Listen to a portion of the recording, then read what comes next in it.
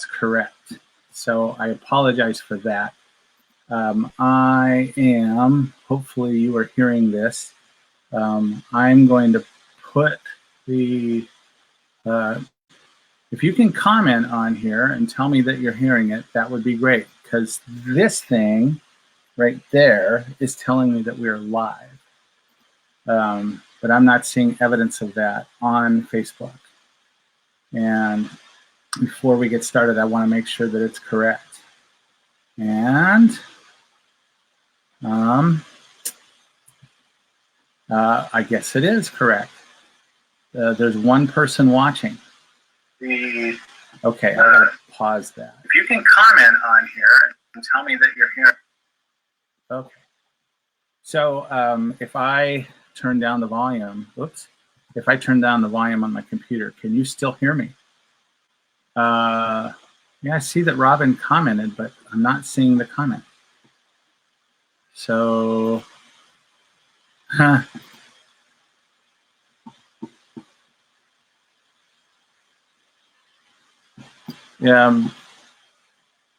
you got to assume there's going to be technical difficulties, and of course there are. And I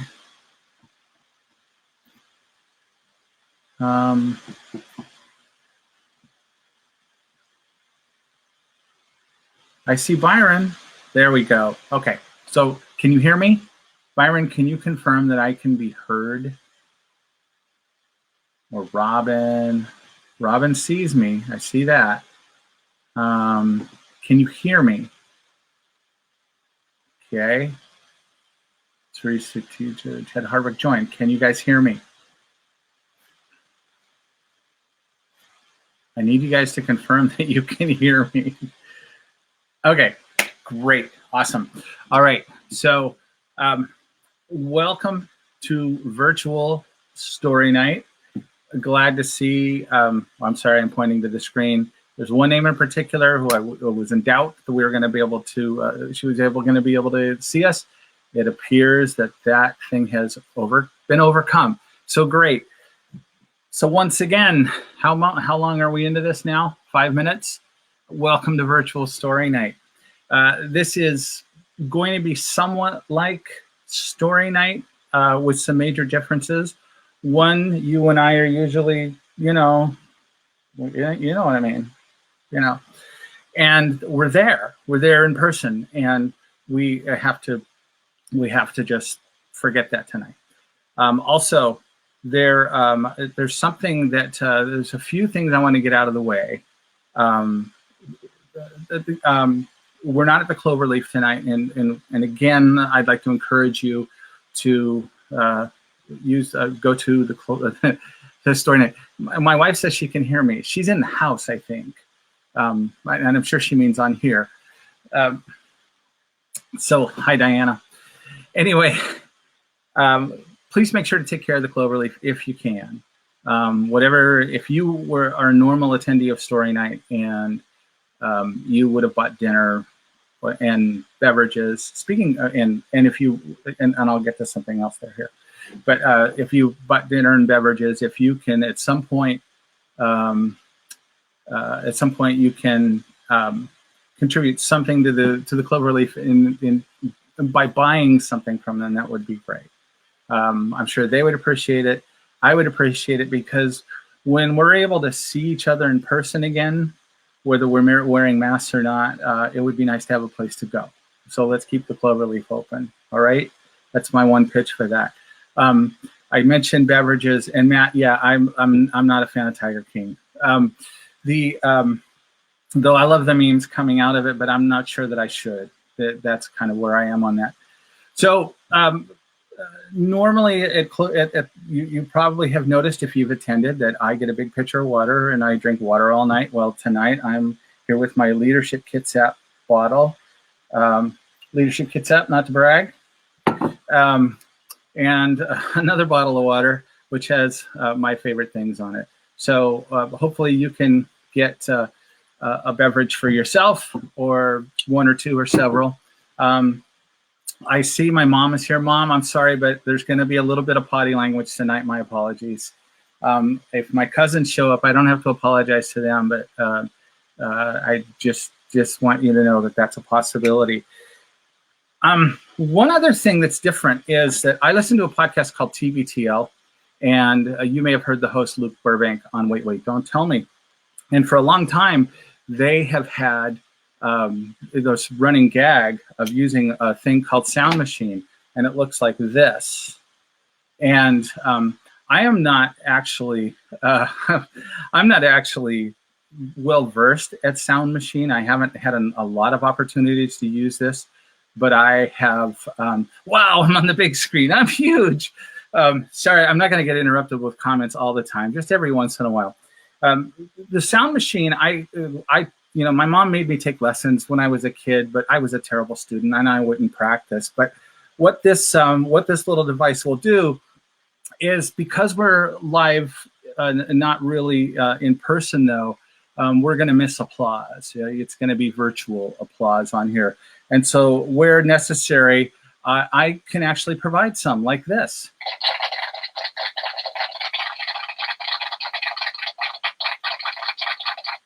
Except for the Kim's woo, you know, it's pretty close to, and also if you tell a good joke, I could do this. See how that works? I'm going to go through a couple of other sounds. This one, that could come in handy when we read the things. If you go to storynight.org, you can answer the questions that we have. That could come into play there. See, these are cool. Where would we be without this? What would a live event be without this? I won't do that one. I won't do that one either. Well, anyway, those are the main ones. By the way, if you go, I got mine at Target. It comes in a package like this. It says good for 6 and up. So that's most of you. All right. Let's get into what we're doing here. I am using a program called BeLive.tv. And I have asked you folks to send in answers to questions, and it looks like some of you have. We've got some new ones. So if you go to storynight.org, I asked 3 questions, and I'm going to read one answer. And I apologize if you saw the preview video. You've heard this one already. First, I ask your name, but you can give us a cool nickname, or you can just leave it blank. It's optional. I don't know why you'd want to be anonymous. I mean, what have you got to hide? I mean, we're all indoors, and nobody's going to come get you. This name is El Steve. How are you doing? I'm trying to focus on the good things because I believe what you focus on expands.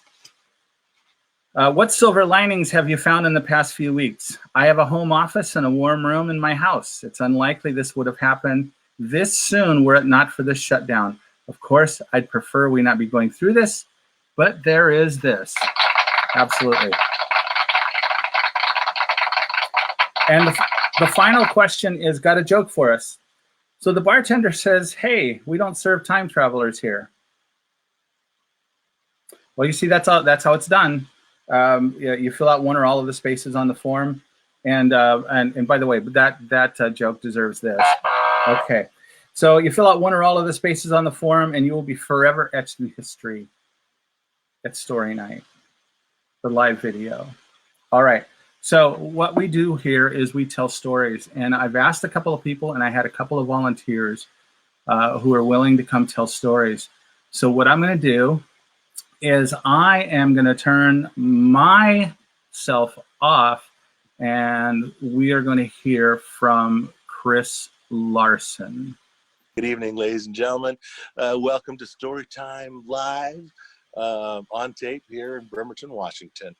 My story, I'm going to take us back about 10 years ago.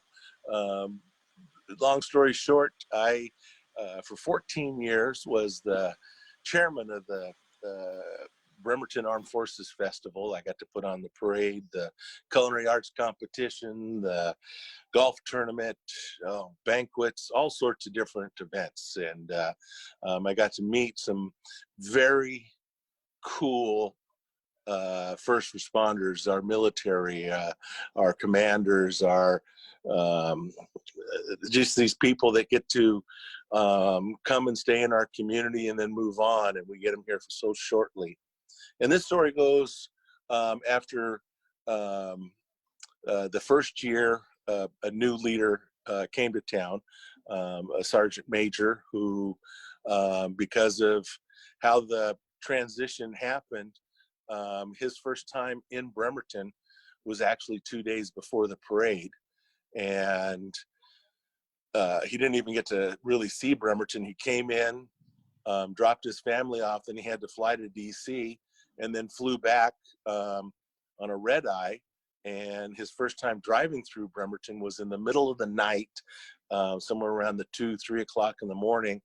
And those of you who have lived here a long time know, if you're not familiar with Bremerton and you just start looking at some of the side streets, there's some neighborhoods that are a little unkempt.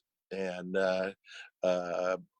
he saw this, and he was in his heart, he just couldn't believe why he was going to have to lead 200 men through a town that looked a little shabby around the edges.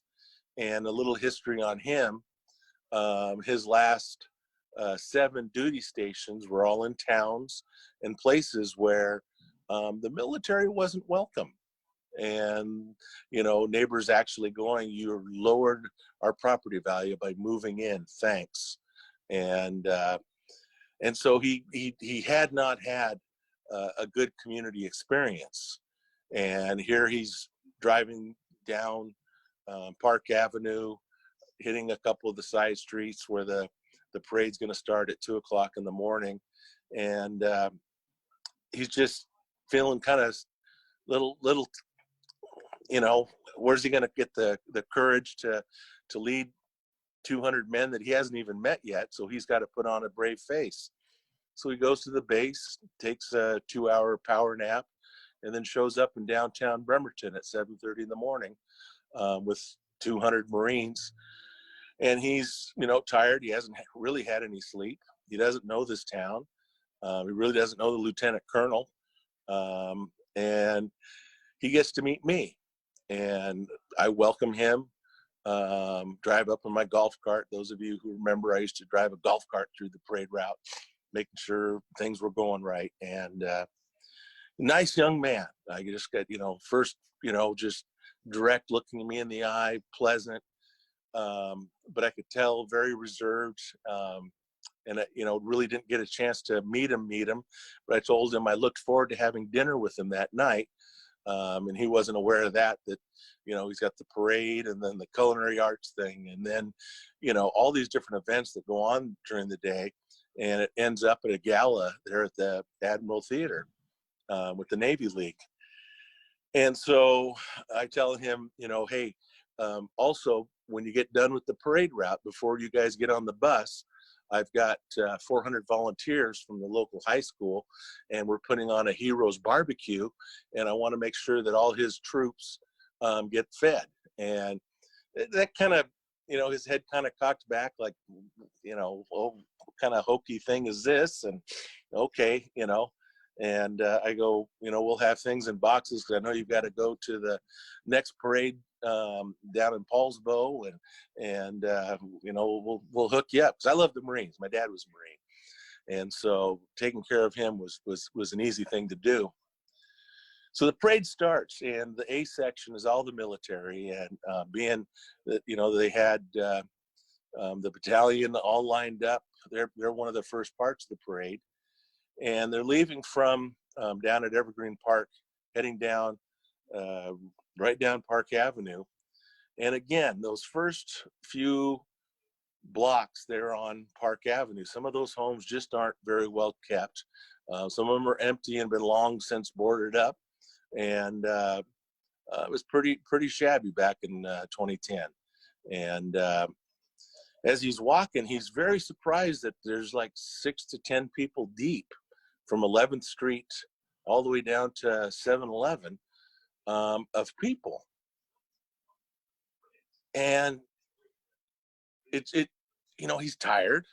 He's walking, but they're standing because the flag is coming down the street.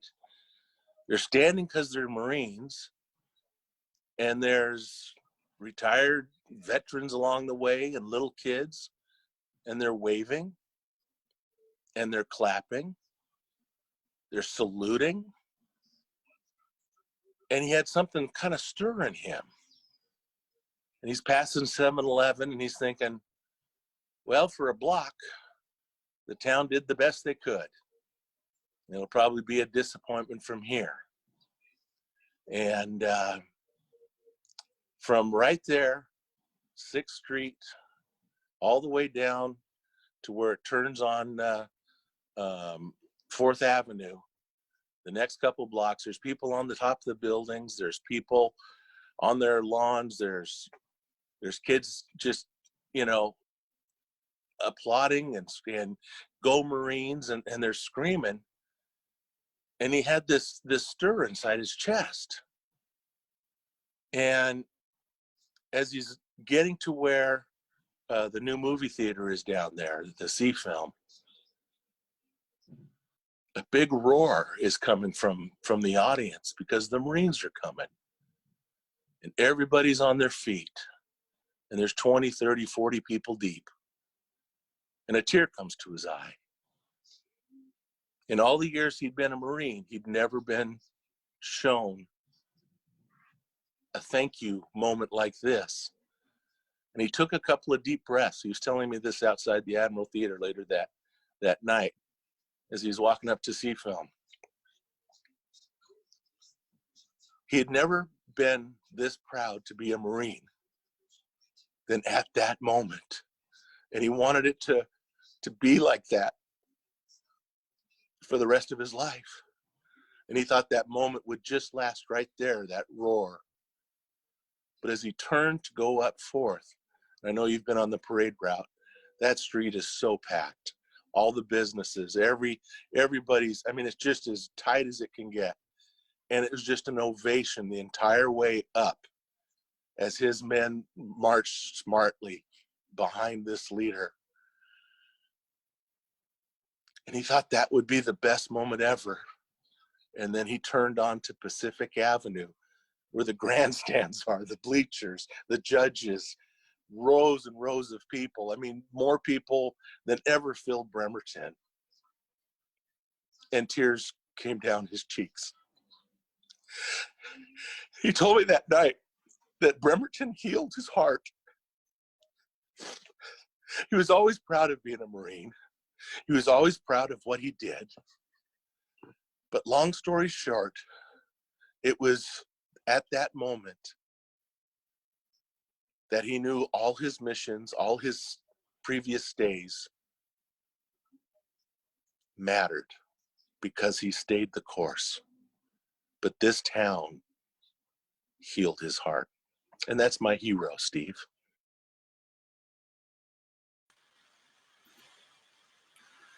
All right, round of applause for Cris Larsen.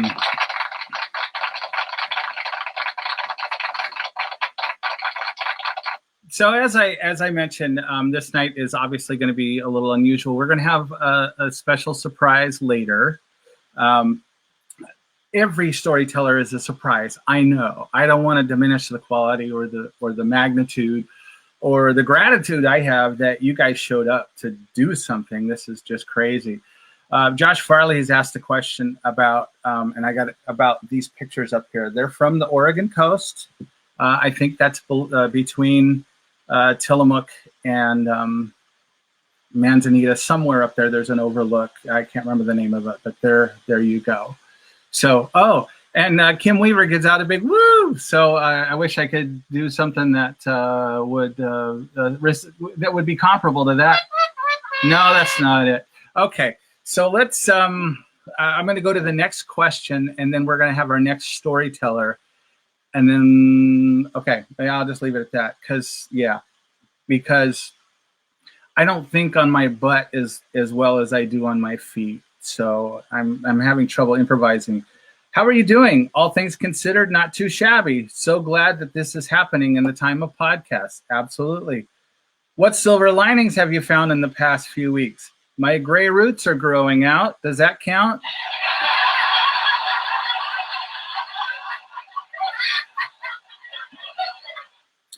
Okay, got a joke for us? Well, you got one already.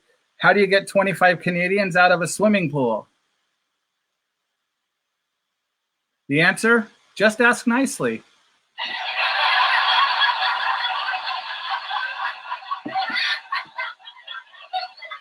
Our next storyteller hosts an event up in Port Angeles and in Sequim, along with Janae Sparks. Janae McKeon. I'm sorry, I've misspoken one way or the other. I'm going to have to live with that. Janae and Nessa do a storytelling event up in Port Angeles and Sequim. They're great storytellers themselves. Nessa is a Canadian. Speaking of we had the Canadian jokes. That's pretty awesome. So I want to welcome Nessa. You know what? I'll let her do the introduction for herself, and we'll go from there. Coming to you live from British Columbia, or recorded from British Columbia, it's me, Nessa Goldman, telling you a story. And I wanted to amend a story that I've told you guys previously. For those of you who remember my outdoor issues story, I recapped an adventure I had tree planting in British Columbia with my tribe of ladies, also affectionately known as the Dumb Bitches. Now, that particular story is about a communicable disease, and seeing as we're dealing with that now, I thought this was kind of appropriate. Part of it is that I also went back to visit my friend Nat on Denman Island about a month ago before we were all in lockdown. And I played the recording for her, and she remembered the story totally differently. Not entirely differently, but especially her role. And I feel that I need to do her justice and tell her side of the story. And in all fairness, it's much funnier this way. So, to recap, I got this Norwalk-like virus, and not like Corona, but this one is a digestive virus. Comes out of both ends, so puking your guts out, shit in your pants. I dealt with it by putting a plastic bag in my tent that I would vomit into, and I shoved toilet paper between my butt cheeks to stop it from coming out the other end. And this went on for some time. Now, in the middle of my sickness, maybe 2 or 3 days in, we had a day off. And on this day off, I just wanted to get out of camp. Oh, I should also add that the reason that Nat was the queen of the dumb bitches wasn't just because she was the oldest dumb bitch, or maybe she even came up with the term, but she had a vehicle, which in camp was like the ultimate currency. It enabled you to get out and get away. Whereas the rest of us would rely on the bus or the trucks, and then you would go into town and spend countless hours waiting in parking lots, hoping somebody would take you back to camp when you finished your laundry. So riding with Nat was like the ultimate. She was the queen of the dumb bitches. So this day off comes, and I beg her to take me with her. And in my previous retelling of the story, I make her out to be kind of a villain who didn't believe me on how horrible it was, but in her recollection, I was so sick that she didn't want to be anywhere near me, and she did not want me in her car. But I pled with her for some time, and eventually she coalesced. And I rode with her into town, and her telling of it is that I put the seat back and I groaned for the 45-minute drive as we went into town together. All the while she was hoping she wasn't going to get sick. Well, for those of you who remember the last story, she did get sick, and I can't help but feel entirely responsible. Another thing that she remembered that is kind of the icing on the cake, is that apparently I looked at her and I said in all seriousness, if you have to fart, don't. And that's what she remembers. So it might just so happen that I took down the queen of the dumb bitches because of my own carelessness. So I don't know if that makes me the queen or not, but I was so glad to share in that story with her and share it again with you. And albeit a short one, I'm happy to connect with you all in some remote, isolated way. I am sitting in my car on a compound in British Columbia right now, but I hope everybody stays well and healthy, and I can't wait to hear all your stories too. Have a great night, everyone.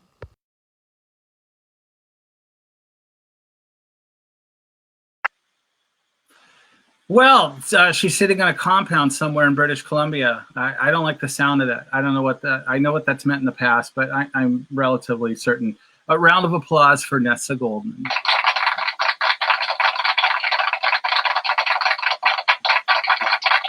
So I got to take a second here to queue up our next part of this evening. Something, you know what, I'll share this when we get there. So sorry, this is taking a little bit of a technical know-how, and that, oh, there it is. Okay, so let's get to the next question, answer to a question. This comes from Twisted Rain. I assume that's not your real name. I'm assuming that that is a cool nickname, a wicked cool nickname.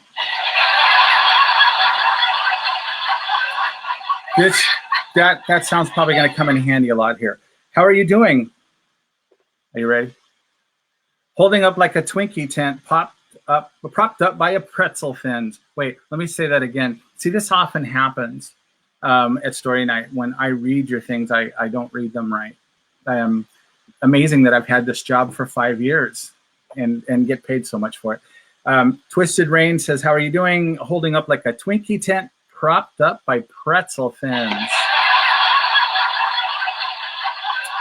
What silver linings have you found in the past? That thing goes on forever. What silver linings have you found in the past few weeks? Discovering things about myself I didn't realize were left to reveal. That either merits this, or this, or this. Okay. Got a joke for us? Life really is like a box of chocolates. Sometimes it leaves a bad taste in your mouth. See, this is why I'm getting better at this. I wish I had practiced more as a kid when I had the opportunity. Okay, so for the past 5 years, and I've managed to, well, one time we got a volunteer to do this, but another time I went and actually found somebody to assist us with something. I love storytelling and music. And so in the fall, I got to go to a house concert at a friend of ours here in, I believe it's Betsy. I believe she lives, her address is probably Bremerton over there in Central Kitsap. But a friend of hers that she grew up with in the Philippines was doing a house concert. A house concert was a new concept for me. I had never attended a house concert. But I got in touch with this performer just this morning. Just this morning, it occurred to me, hey, maybe we can do something. And she agreed to do it. She's going to perform a couple of songs, and she's going to do one now and then one towards the end. So stay till the end to hear the second song. Now, we'll tell you, she's perfect in her performance. The technical quality isn't great. We're doing it over Zoom. Zoom isn't necessarily designed for internet. But it's not bad. It's pretty good. And she's fantastic. She's got a great voice, and she plays the guitar well. Her name is Angela Soffe. I'm going to provide some contact info for you. By the way, she's putting on a live show tomorrow night, I believe on both Facebook and Instagram. I'm going to do my best to provide some info about that while she's performing. So I'm going to, you can see me, my ugly mug twice. That's a great pose. If somebody wants to screenshot that, I did have a Facebook profile photo that looked a lot like that once, but I tried my best to not have that be the case this time. But you know, this is who I am. This is who I am. So I'm going to go ahead and start this and enjoy Angela Soffe. Well, thank you. We're joined by Angela Soffe out in Yakima. So Angela, it's good to see you again. Good to see you too. How are things in Yakima? They are very springy. The outside doesn't match necessarily the insides of everyone, right? Right. No kidding. It's sunny and nice and a little chilly, but it's great. We're doing great. Are you feeling stir crazy at all? A little bit, but I'm kind of a homebody introvert anyway, so I don't mind. I do miss friends and seeing people in person, but I'm okay. Yeah, I've been hearing that from introverts a lot, that they're not as they're well prepared for this. So good time for you. It's kind of a dream. I was like, all I want is to stay home and write music. So I kind of got my wish, but I am missing friends. It's been 3 weeks now that my kids are home from school, and I'm ready to hug a friend. Yeah, yeah. Well, listen, I understand you have a song that is inspired by what we're going through, maybe a couple of songs. Tell me about that, and then just start playing for us if you don't mind.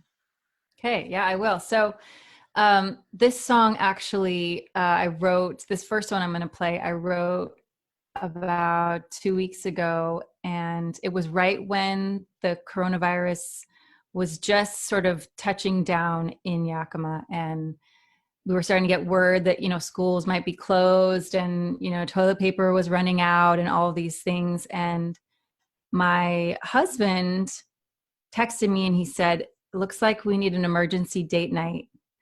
And he said, "I want to go," what was the word he used? I think he said redneck. I hope that's not offensive to anyone. But usually that means that it involves his truck and our dog and questionable food, maybe a beer. Excellent. I don't know. But I had anticipated that it meant nothing fancy. It meant we were going to do something probably in the sticks. And sure enough, we get in, you know, the truck, and we got the dog in the back, and we head out into the hills, and we just keep driving and driving and driving, like further than I'm used to going. And then he turns up this really steep, rutted road that looks like it's going on top of a mountain. Yeah. And at this point, I was like, you know what, honey? We've been gone for like an hour. Our kids are self-babysitting. Like, we should probably stop. I was like, this road looks really dangerous. And he stops the car and he gives me that look, you know, the look, the like, don't mess with me look. Uh-huh. And he says, "Humor me. This could be the end of the world." Wow. And I was like, all right, okay, you can enjoy your last truck ride and I'll sit right next to you. So anyway, he took me up to this beautiful hill, and we sat there with the dog and ate some nachos and looked out over the city and the countryside. And I got thinking, you know, for me, everything is a song. And this really cool moment of being with someone that I care about and I love, and realizing that, you know, no matter what happens, like, it's all going to be okay. Like, we have the people that we love, we have the relationships that we care about. Anyway, so I wrote this song about that experience, and how even when it feels like at the end of the world, it's the end of the world, that as long as we have the people we love, that it's going to be okay. So this song is called "The End of the World."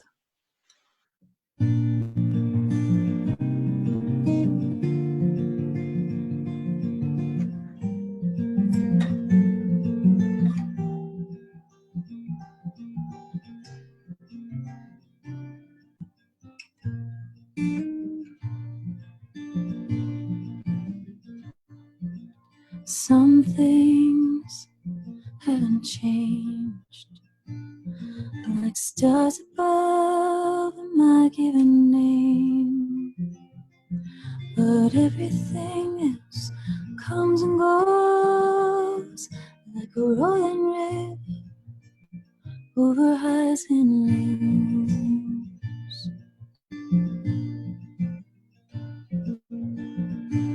There are lines that I cannot cross. There are places I may never see, but I can love you like it's all over. Don't really mind if you're next to me. Take the back roads where my mind goes, and I love you through the end of the world.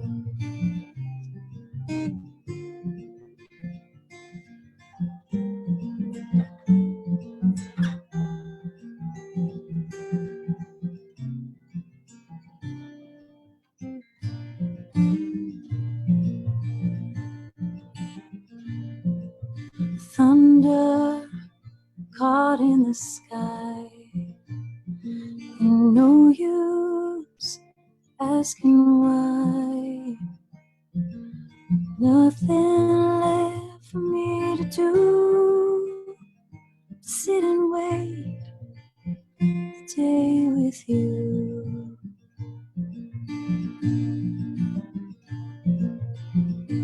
There are lines that I cannot cross. There are places I may never see. But I can love you like it's all over. Don't really mind if you're next to me. Take the back roads where my mind goes, and I'll love you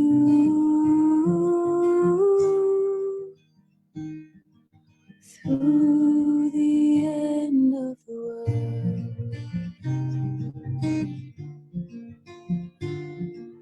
How many clouds can we find to leave the dark behind?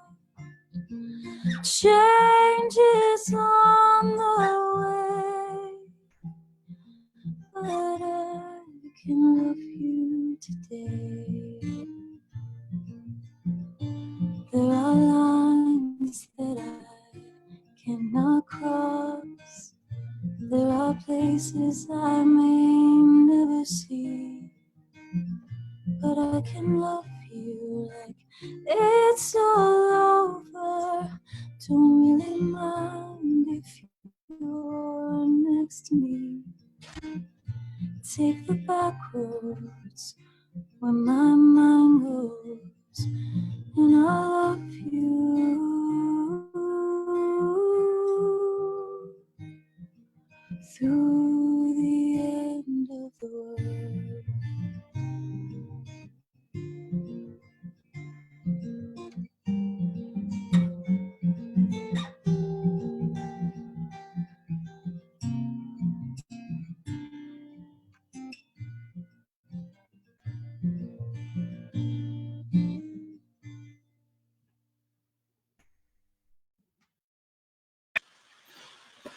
All right, round of applause for Angela Soffe. We will have one more song from her at the end of tonight, and I got to tell you, I was really impressed with the music that she did in the live concert in the house. She has a band, but she was just performing solo that evening. It was quite a treat, and so Betsy, thanks for inviting us, and that was neat. And so you can see why I wanted Angela to come join us. And ideally, if we get, I'll put this out there now. Ideally, it would be great if someday we could, if I can pull this off, someday we could do a huge event, huge for Bremerton, and invite the band, and they can be the house band and do lots of stuff. So we're going to go to the next thing. A little bit of self-serving stuff going on here in a moment. Our next answer comes from Slow. As you remember, we said we will also accept a wicked cool nickname. You guys can vote on whether Slow is a wicked cool nickname. I suggest you vote yes. I have my reasons.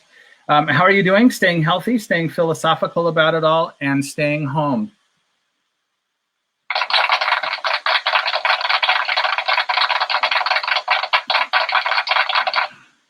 Writing, sorry. What silver linings have you found in the past few weeks? Writing, and more writing, sense of community, gratitude for what and who I have in my life. I think that was a lot of the message of Angela's song just now. And now, got a joke for us. Okay. A young, beautiful blonde boarded the plane from Perth to Sydney and with an economy ticket and plunked herself down in first class. One flight attendant after another tried to get her to move, but to each one she said haughtily, "I'm young and beautiful and blonde, and I'm going to Sydney." Finally, a young man sitting nearby said to the staff, "Let me try. I'm blonde too, you see, so I can guess how her mind works."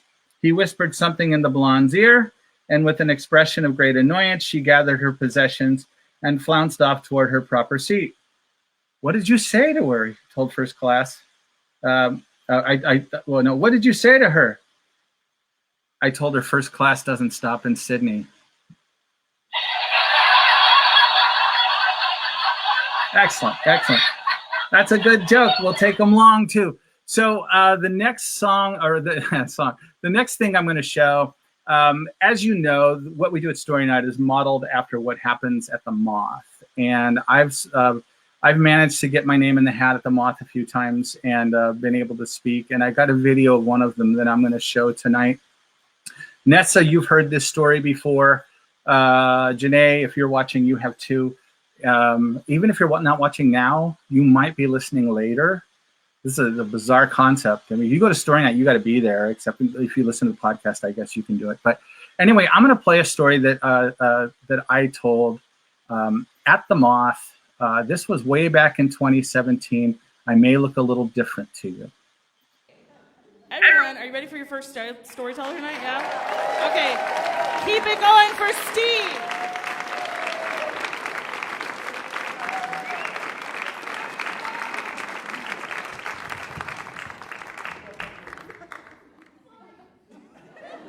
I would have stepped on it. So last March, my wife and I flew down to Los Angeles to see Springsteen in concert. And I happened to be in a spot, yeah, you must be my age. We're still at an age where that's socially acceptable. I was in a position where I was able to get a high five from Bruce, and I had the experience and the joy of never wanting to wash my hand again. Months later, he had the book signing here at Elliott Bay Bookstore. My wife and I went to that as well, and so we not only have pictures of the concert in that, we have pictures of us with him in that. And I was surprised how thrilled I was to see those pictures. She gave me a present for Christmas with these pictures, and I got a little misty. Bruce has been my favorite since 1981, but he wasn't my first favorite. My first favorite artist group was Herman's Hermits. I'm shocked you guys know. I was about 4 years old, and I would hang out with my brother in his room. My brother was about 10 years older. He had a great record collection. And Hermans were my favorite. They had songs that appealed to a 4-year-old. About Mrs. Brown's lovely daughter, I could identify with that. About a woman next door who married 8 guys named Henry, I could identify with that. And there was this one occasion where this same brother had a baseball game at a park that didn't have permanent bathrooms. They had the 60s equivalent of a honey bucket. And you stand in line, you go inside, you do your business, you get out. Well, I stood in line, I went inside, and I'm assuming it was a seated affair because I had time to sing. And the song I was singing was Henry VIII. And I was singing it full-throated, second verse, same as the first, the whole thing. And it was a cause of joy for people outside. I don't remember doing this, but my mother told me about it, and her reputation is unimpeachable. So this story became kind of a fun story to tell, but over time it became kind of an inspiring story for me because I'm someone who has some insecurities. I can be shy and I can be worried about my weaknesses and my shortcomings. And this song reminds me that there are times in our lives when we don't care what other people think. We're going to do what we want. We're going to have fun wherever we are, even if it's sitting on a toilet singing our hearts out. The more public, the better. And so that has been a source of inspiration. That same brother moved away to Hawaii. He's lived there for about 40 years. And he was coming to visit us. And it happened to coincide with the time that Peter Noon, the lead singer of Herman's Hermits, was going to be performing at the Admiral Theater in Bremerton. So we decided to go. And we go to the show, and Peter Noon sings as well as he did in the 60s. Whether you think that's a compliment or not, that's up to you. But he sang really well, and he told a lot of jokes. A lot of the jokes were at his own expense, but some of them were at the expense of the audience. He said some people from Belfair were there. They must have driven there in their house. It was funny because I'm not from Belfair. Afterwards, there was a meet and greet, and we stand in line, and there's a couple of people ahead of us that the woman asked if the man could get a picture with Peter Noon. And this guy was about the same size I am. And Peter Noon said, sure. Will we need a wide-angle lens? And it hurt. I mean, I hurt for that guy, and I hurt for myself. Well, earlier I'd been yelling at or laughing at the people from Belfair, but this one really stung. And it stung in such a way that my brother had his conversation with Peter Noon, and it turns out my brother was in radio for years. They had mutual friends. I got a picture of my brother with him, and my brother asked if I wanted a picture, and I said, no, that's okay, because I couldn't wait to get out of there. This thing had hurt. It had wounded me. It didn't damage me, but it wounded me in that moment. I got better. I got over it. And I look at these pictures of Springsteen now, and I recognize that I don't have one with me and Peter Noon, Herman, my first favorite artist. And I regret that. I regret that I didn't overcome whatever I needed to overcome to get a picture that night. But I do have a picture of my brother chatting it up with Peter Noon. And that serves as a reminder of sometimes it's okay to let things wound you and to do what you want anyway, even if it means sitting on the toilet singing your heart out.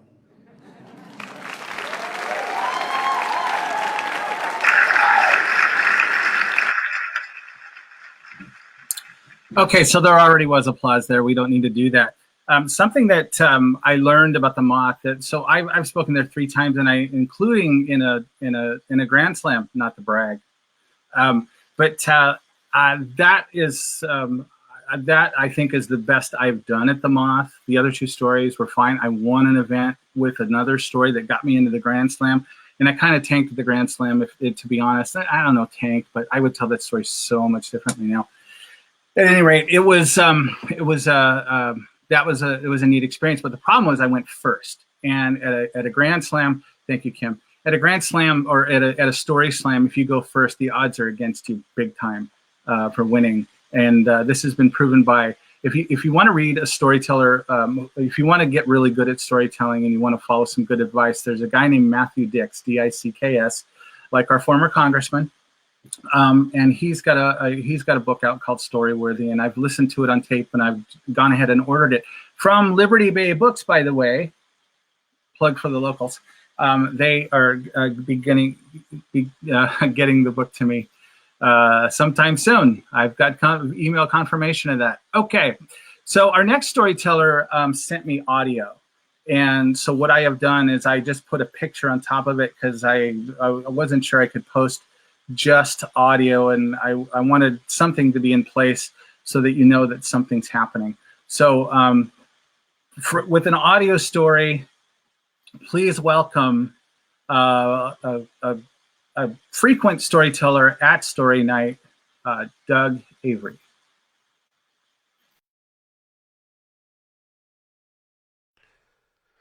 Hello out there at Virtual Story Night World. This is Doug Avery, avid story night teller.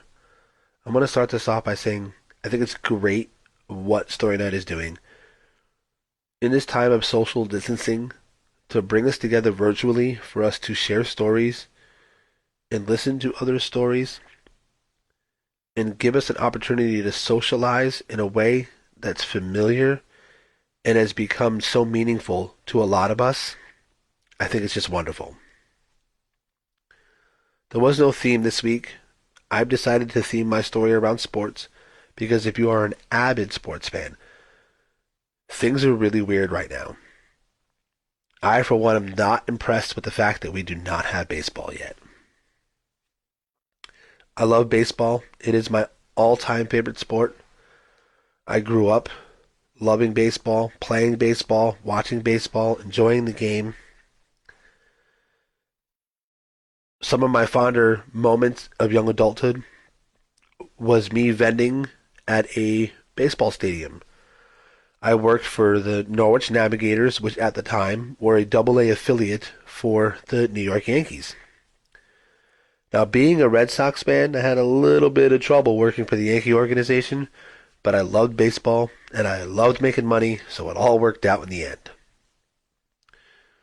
But part of why I loved that job was being able to get to the stadium early enough to see the grounds crew put the field together, to smell the freshly cut grass, to stare in wonderment at the fresh cut lines around home plate, the baselines neatly drawn, before everything is tarnished by cleats and gloves and the bottoms of uniforms sliding into second base. To watch the fans file in and find their seats in anticipation of enjoying a really wonderful day. Early spring, late spring, early summer. Everything about it was just wonderful to me because I loved the game of baseball. And I got to interact with the fans. It couldn't get any better. Until it did. Like I said, the Norwich Navigators were a Double-A affiliate for the New York Yankees. And at this point in time, I'd never seen a Major League Baseball game in my life. I had never seen even the Red Sox play. Seeing a Major League ball player play was far beyond my reach. But during my tenure working for the Navigators, Darryl Strawberry did a rehab stint down there. I got to watch Darryl Strawberry play. Roger Clemens, probably one of the most prolific pitchers of all time, did a rehab stint in little old Norwich, Connecticut for the Double-A Norwich Navigators. I had a little apprehension about being thrilled about being able to watch Roger Clemens pitch, because if you're a Red Sox fan, he is the ultimate traitor. But I grew up watching him pitch for the Red Sox. It had been a dream of mine to see him pitch. And because I chose to take a minimum wage job, shouting, "Get your popcorn here," just so I can enjoy the game of baseball as often as I could that summer, I got to see Roger Clemens pitch. It's one of my all-time favorite baseball moments.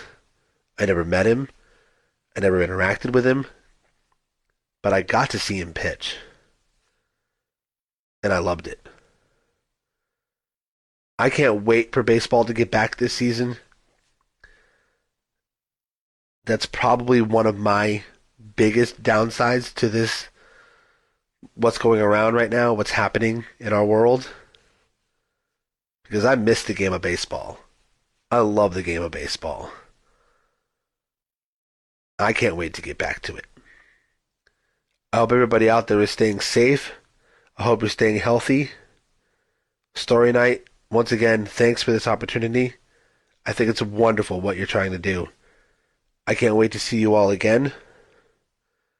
Have a wonderful night.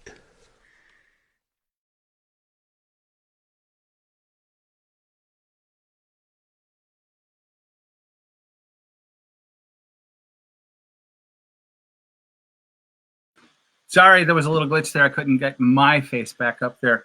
How about a round of applause for Doug?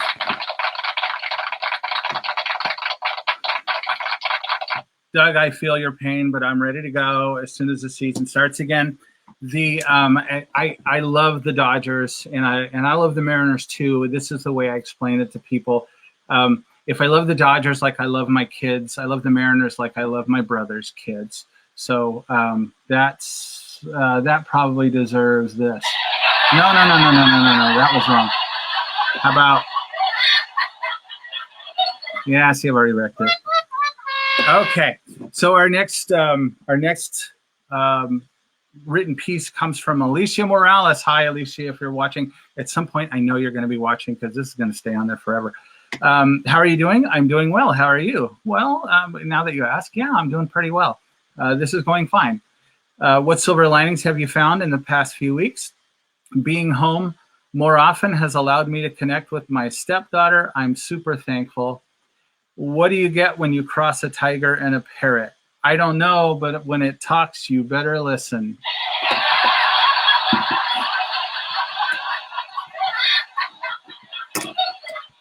Okie dokie. So our next storyteller is a frequent attendee, and I've said this before. If Story Night had a downline, Kim would be at the top of it. So Kim was gracious enough to share a story with us. And enough of me yakking, let's hear from Kim. Hi, Story Night friends. How are you all doing? I hope that you are all safe and well and staying home and washing your hands and watching lots of Netflix, I guess. I don't know. What are people doing at this time? I was asked to tell a story tonight on any theme at all, and I decided to tell the story that I had prepared for what was supposed to be the theme this month, which is heroes. And so I'm going to tell that story. And if you hear anything in the background, it will be the co-star of tonight's story. I'm going to try to show you here. Let's see.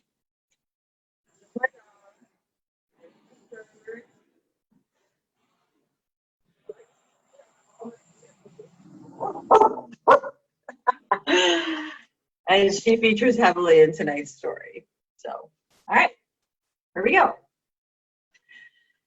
So this story starts a few years ago when I was, Bird, go sit. Go. Seriously, this animal. So this story starts a few years ago when I was not in a very good place in my life. I had just been on the receiving end of a really terrible breakup. And so I did what a lot of people in that situation do. I went online looking for love. And I had tried it before and nothing had come of it. And I really didn't expect anything to come of it this time either. But then one day I was just scrolling through and I saw this picture and it was like brown eyes were just looking deeply into my soul, and the blackest hair and those pointy ears. No, friends, I was not in love with Mr. Spock. It was Bird, and she was up for adoption. And so at the very beginning, I knew that this dog had special powers and that somehow those powers were rubbing off on me. She's like a little dog superhero. And other people recognize these powers too. It was right after I had gotten her, and I was walking down the street in my neighborhood in St. Louis, and a cop car pulls up next to us. And this is not a town well known for its friendly neighborhood police force. So I was kind of, stepping back a little bit, and this officer rolled his window down and he said, "Excuse me, ma'am." Like, "Yes, sir." He said, "What kind of an animal is that you have there, ma'am?" And I was like, "Oh, she's a corgi, officer." He just nodded very seriously and said, "Fine looking animal you have there, ma'am. Have a nice day." And it's like, "You too, officer." But that was just the beginning. It seemed like every time we left the house, we were in a position to help someone out, to do a good deed. And they just went one after the other. There's so many, but like one day we found a set of keys while we were walking in the park, and through some sleuthing, we figured out who they belonged to and how to get them back to him before he even realized they were missing. Another time we were walking in the park, and these two women were just sitting on the grass, and one of them was just sobbing uncontrollably, and the other one was, trying to comfort her friend. And Bird just sat down and wouldn't leave. She was kind of just looking at me and like wanting to go over there. And so I walked over and I said to the woman, "Excuse me, but I'm pretty sure my dog wants you to hold her." So the woman just like opened her arms, and Bird jumped up in her lap, and this usually very squirmy dog just laid there for like 10 minutes while this woman calmed down and was petting her belly. It was really lovely. Another really awesome save that we made during these first few weeks when I had Bird was one day we were leaving to go on our walk, and I just saw this like blaze of orange fur running down the middle of my street right towards us. And in the nick of time, I popped open the hatchback of my car and said, "Come on, let's go for a ride." And Bird jumped right in the back of my car, and so did this rogue Pomeranian that was just running down the street. So I gathered up the dog and didn't have a collar, didn't have a leash, didn't have anything. And I figured that whoever this Pomeranian was fleeing from was probably just like a couple blocks down further. And so I started walking that direction, and sure enough, I'd gone about a block and a half, and here comes this frantic young woman just crying and screaming and running down the street with no shoes on, and got her calmed down and had her take a few deep breaths. And when she was calm again, I handed her back the little dog, and she explained to me that this was her sister-in-law's dog and that she had been babysitting this dog and it had gotten out of the apartment. And she just got really serious and said, "You prevented my murder at the hands of my sister-in-law. Thank you." And on her way she went. My favorite rescue from this time that Bird allowed me to perform happened about a month after I adopted her. And it was in the summer, and I'd just gotten home from work and was getting ready to go on a walk. And as soon as I stepped out of the apartment, I heard this wailing that was like nothing I'd ever heard come out of a human being before. It was like an air raid siren, and a deranged ghost had a baby, and that baby was very angry. It was like, whoa! And it just didn't stop. So I was like, okay, something's up somewhere. So we started walking, and the noise was just getting louder and louder. And we get to the end of the block, and there's this older lady there with these two very tiny poodles. And the lady sees me, and she locks eyes with me and looks at me like a drowning person looks at the last life raft. And she says, "He won't drop it. He won't drop it." And I take a closer look at the two little poodles, and one of them is just standing there like kind of confused, and the other one has a dead squirrel in its mouth. And these were small little dogs, so the squirrel was like half the size of the dog, and he's just like growling a little bit, and like he's never gonna let this squirrel go. And it's clear to me that he can't eat it. Like, it's so much bigger than a normal thing that this little dog should be eating. He can't eat it, but he's also just, it's his prize. It belongs to him, and he's never going to give it up. So I turned to the lady and I said, "Ma'am, that little dog is never going to willingly give up that squirrel." I said, you're going to have to take it from him." Now, at this point, she just dissolved into a series of wailed vowels. There were no words coming out. It was just this very loud crescendo of vowels. And I realized, like, I was the only person that was going to be able to do anything about this. And I had to get this lady calmed down, I had to get this squirrel away from this dog. And so I took a deep breath and kind of, gathered all of my resources about me. And I said to the lady, "Don't worry, ma'am, I'm from the country." Now, I'm not sure why that came to me to say, or why I thought she might find that particularly reassuring, but I kind of walked over to her, and she practically threw the two tangled leashes of these two little poodles at me. And for a minute, I thought she was going to bolt and run the other direction, leaving me with this mess, but she didn't. She was still wailing this whole time, by the way. Like, the wailing, it never stopped. So I handed her Bird's leash, and I got the two little poodles' leashes untangled, and I handed her the leash of the dog that did not have a dead squirrel in his mouth. And I took the dog-squirrel combo a few feet away, and he was just like growling a little bit, as much as he could muster, with a giant squirrel in his mouth. And he was clearly ready to fight me for this squirrel prize. I showed him that I had some dog treats and kind of got him a little bit excited, and then kind of squeezed his little mouth until he dropped it, and gave him, good boy, gave him a couple of treats. And I mean, he wasn't happy about it, but I think he kind of knew that squirrel was a little bit, let's say his eyes were bigger than his stomach.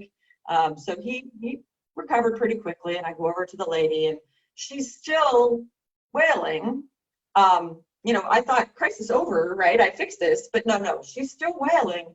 But now she's saying, "Do I have to pick it up? Oh, I have to pick." And I was like, "Ma'am, you don't have to pick it up. Just leave it in the street. It's fine." So she's like hyperventilating, and at this point, the wailing is kind of coming down to like a droning level more and give her the dogs and kind of, send her on her way. And, since that time, I've just like wondered a lot, like, what does she even remember that? Or was she just like so out of it that she can't even remember it? And like, what is her version of that story? Is it like this woman who was wearing overalls and was from the country? P.S. I was not wearing overalls, but like, I just wonder what did this incident look like from her perspective? But I guess it's just one of those things that I'll never know. So those are just some examples of how adopting Bird really changed me and showed me what real love can be and what it can look like and what it can make you feel like. And some of you might think that that's silly. I mean, who knows? Maybe some of you are even cat people or something. Bird is just a dog. But, adopting her made me feel really brave, and it made me feel excited about going outside and interacting with people, and it made me feel like I could do something to help people. Those walks put me in a place where my help was needed, and having Bird put me in a frame of mind where I felt like I wanted to help and that I could help. And especially coming off of a bad relationship and not a great example of what love can do and how love can make you feel, it really made a lot of difference to me to have this better example of what love can do and what it can do for all of us. And I think that especially right now when we're in these weird times, when everybody's kind of isolated in their house and a lot of people are afraid to go out, people feel like there's not a lot that they can do. There's a lot that we can do. One of them is gather in things like this. So thank you for coming. We can donate to causes. We can sew masks. We can donate food to the hospital. Whatever we can do, there's a lot that we can all do. And I hope that each of you are doing a little something to help keep yourselves safe and help out others as well. Thanks for listening to my story. Thanks for being awesome. It was really weird to tell a story without an audience. So hopefully you liked it, and hopefully we're all back together in person soon. Story night really is about coming together, and the audience has given me a lot of support and encouragement over the time I've been telling stories. And so I hope to see you all again sooner rather than later at the Cloverleaf. And then I'm gonna let Bird say bye. Say bye, Bird.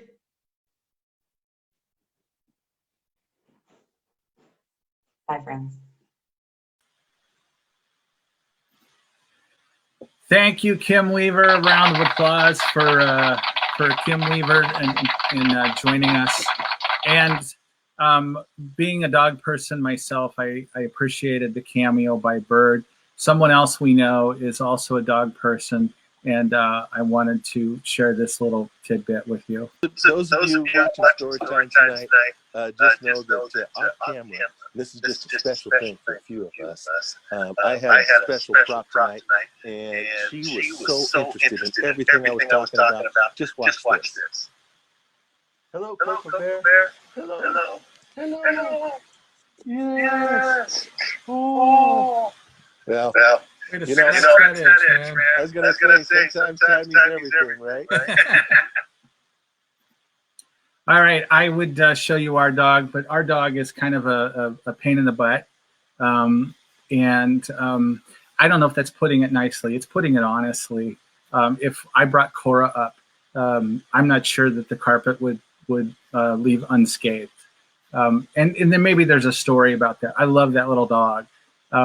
But she's not hanging out with me up here. That's just not happening. Okay, so we've got a few more of the notes to read to you. This one comes from Kathleen. I don't know if that's Kathleen's name or a wicked cool nickname. How are you doing? Staying home and safe, healthy? What silver linings have you found in the past few weeks? There are caring people in the world during this difficult time. Got a joke for us? No. Okay. So next one comes name. We will also accept the wicked cool nickname, Corey Q. I think that's both a name and a wicked cool nickname. How are you doing? Trying to use projects and yard work to fend off anxiety and keep my kids busy? Good luck with keeping the kids busy. What silver linings have you found in the past few weeks? Isolation has forced us to move things online, become more creative, waste less food, tackle yard projects, spend time together as a family, and just generally be more thoughtful. Got a joke for us? My 5-year-old's current favorite. Knock, knock. Who's there? Etch. Etch who? Bless you. I like that one. Your 5-year-old has a good sense of humor. Okay. Name, we will also accept the wicked cool nickname. Gay Fawcett. How are you doing? I'm in the over 65 group and doing great, healthy and happy. I do worry about my daughters who are first responders and a nurse, and make sure to thank them for all of us. What silver linings have you found in the past few weeks? My silver lining is that I have time to get a few projects done. I've put off too long. Projects I've put off too long. I've been able to get them started. Just read the thing, Steve. Jeez. Can't say I've actually got them finished. Got a joke for us? No. Okay. Let's read a couple more from Kathy T. How are you doing? Doing okay so far. What silver linings have you found in the past few weeks? Learned my granddaughters miss our Sunday family dinners. Yeah, that would be something I would miss. So we're working on bringing that back, at least for those of us that live under the same roof. Got a joke for us? Why did the physics teacher break up with the biology teacher? There was no chemistry. Yeah, no doubt. That's a pretty good one. All right. Catman. This is the dog room.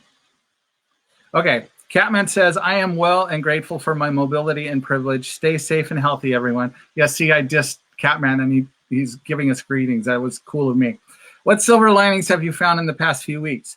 I can focus on my online MBA program, and it makes the presidential race a wild card, which how we were going might not have been any better. Got a joke for us?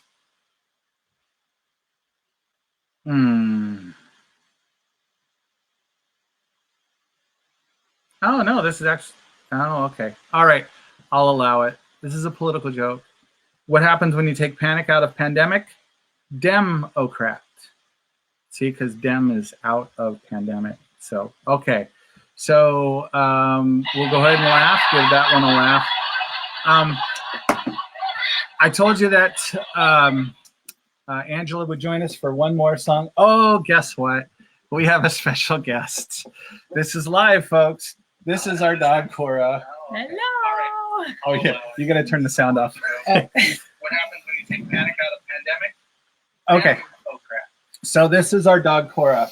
Now, Cora came to us as she was 5 years old. She was a pain in the butt then. Here, let me hold her. Okay. To get her in the light. She would get into all the cupboards. She would get into all the food. She would eat until she threw up. Then she would eat the throw up. And she would run all over everywhere. And because she was 5 years old, she was a little tougher to train. And something that Cora and I have in common is that when we get hungry, we make horrible decisions. Cora, when she goes outside in the morning, she knows that there's breakfast afterwards. So she goes full bore. And so this little dome here has been hit several times and into things like the trampoline outside and the potted plants. This kid is indestructible at this point. I forgot to mention, she's blind.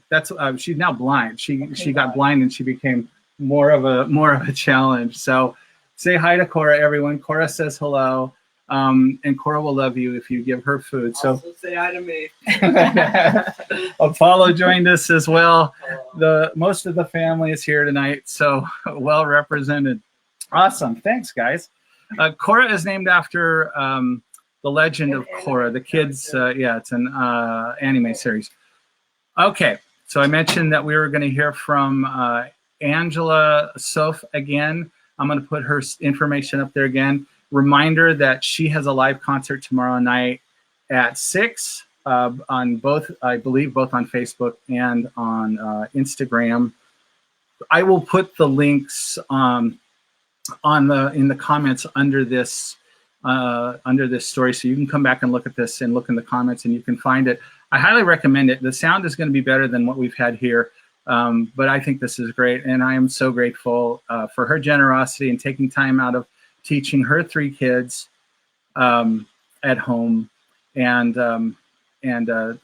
providing some music for us. So once again, please welcome Angela Soffe. So this next one, last one I'm going to play is a song that I wrote. I was fine for like the first week or so, and then it really sank in that I was going to be homeschooling my 3 kids, and I realized I had kind of a choice to make. I could either just lay down and cry, or I could get up and be productive and, you know, be an inspiration to other people. And so I wrote a song that's called Not Going Down, and I hope that it inspires you to use this time that you have to make yourself better, to make your life better, to see what changes you want to make when this all wraps up and we go back to normal. I hope that our planet and, you know, all the people on it, that we can tap into this new realization that we've had of what really matters in life. So anyway, here's a little encouraging inspiration song for you called Not Going Down.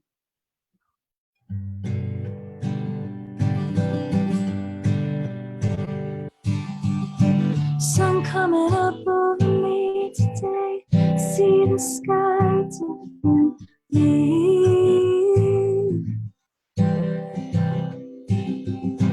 What a beautiful place this is, and I can't wait to show you one day.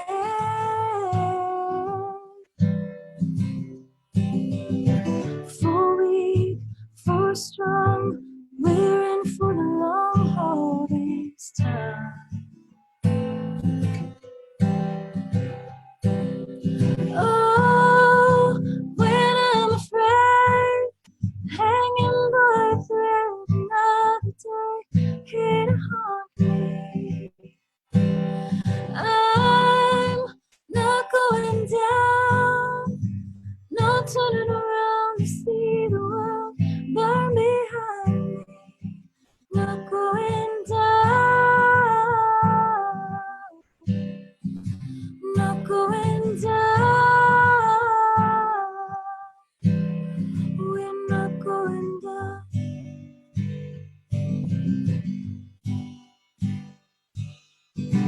There's a place downtown I like to go. We should meet up there sometime.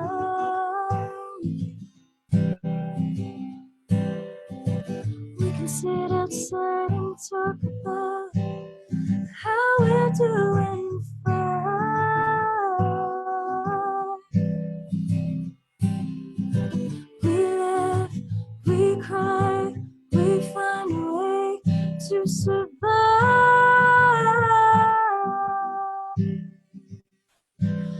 And when I'm afraid, hanging by a thread, another day hit a heartbreak. I'm not going down, not turning around to see the world burn behind me. Not going down, not going down. We're not going down.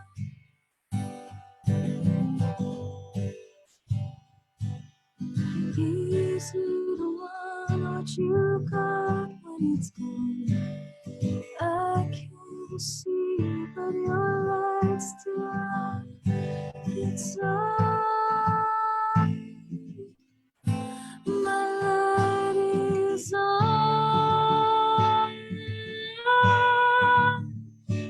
And when I'm afraid, hanging by a thread, another day hit a heartbreak.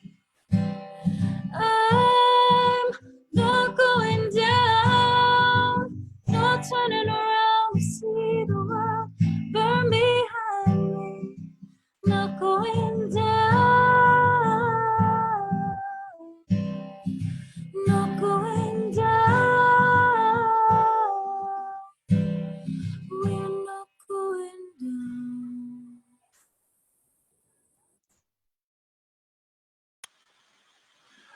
Once again, thank you to Angela for providing 2 beautiful songs for us, inspiring songs. I will be honest that when I first reached out to her, I had a request for a song, but I had to agree that the song I wanted is really kind of sad. And maybe this isn't the best time to be dealing with sad songs. So I hope that someday, because there's a deep story behind the sad song. I hope that at some point we can meet again with Angela and she can perform that song, and I'll feel like my life is complete because I'll have shared that song with all of you. It's a great story. So I want to thank all of you, but first of all, let me thank Cris Larsen, Nessa Goldman, Doug Avery, Kim Weaver, and did I miss anybody? No, Angela Soffe. I want to thank my family for helping with this. There are other live things going on. I mentioned Angela's. Josh Farley's doing quiz night on Saturday. Go to his personal profile if you want to go see what's happening there, or you go to the quiz night page. I think he'll have info there. I think he's doing that every Saturday night. There are cool things happening in this community.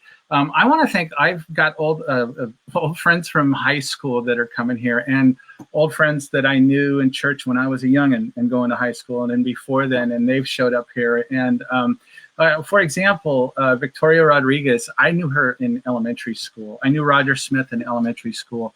So Roger actually is a local. He's been to actual story night. So he's a veteran. He's a veteran in more ways than one. So thank you guys for showing up. It's I've never been able to do this for folks that I moved away from. So this is nice. Family has been here, and I appreciate that. But most of all, whoever you are, I appreciate it. Hope you tell your friends to watch this. Go to Angela's show tomorrow. Next month, my plan at this point, at least we'll do another virtual story night. Governor Inslee has extended the stay-at-home order to May 4th. Chances are story night on May 7th is not going to be live. I'll be prepared either way. As soon as we can go back, I will, but I am not holding out hope that we're going to be back together in May. My best guess is July. And when I say my best guess, that doesn't mean any of my guesses are good, but that's kind of what I'm anticipating. But like I said, I'll be ready as soon as I feel good about getting you together. In the meantime, go to storynight.org, listen to the podcast. You can get the podcast on all the apps. And my final message, as always, is usually we look forward to hearing your story. That is true. This time especially, keep in touch, but keep your distance. Good night. Love you all.